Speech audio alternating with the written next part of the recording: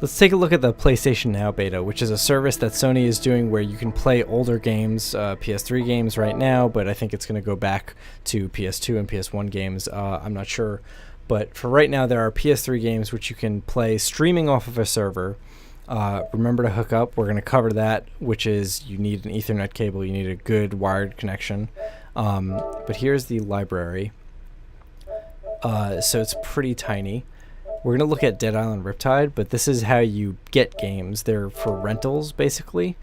So you go to the game screen, you hit rent, and it'll show you the prices here. Right now they're free because it's in beta, and you have three options here, a day, a week, or a month.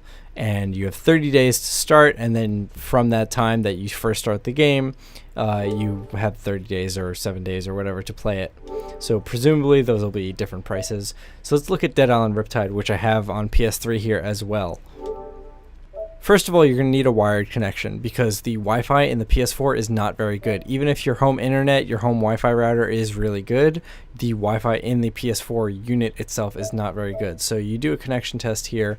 I'm on a Wi-Fi connection here, and unfortunately what it's going to say is that everything's fine. So they need to figure out some way to work around this because you're going to test your connection and it's going to say everything's fine because your internet is fast enough. I can play at the highest possible quality, but that is not actually true. So this is the game running on the wired Wi-Fi connection.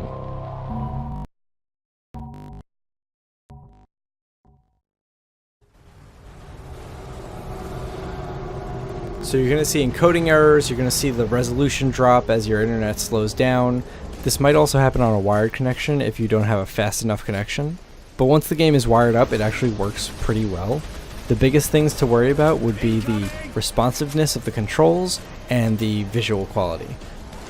The video quality is actually pretty good. For the PS3 at least, is outputting in 720p by default, and PS Now was giving me 1080p, so it actually looks kind of better.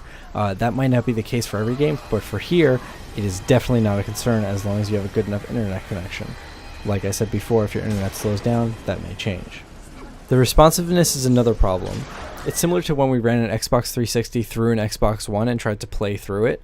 It's not a huge lag, but it is noticeable. It's more of a general feeling of like the game is not responding to you very quickly, and it can be very frustrating. Hopefully they can improve the responsiveness, but maybe this will just be limited to games that are not very twitchy and fast. Overall, I think PlayStation Now is a great option to have, especially if you want to play an old game quickly. You don't want to download it or find it on Amazon or something like that. So I'm looking forward to seeing what comes out of it in the future. And it's a game about dodging bullets, and I'm not getting shot at yet.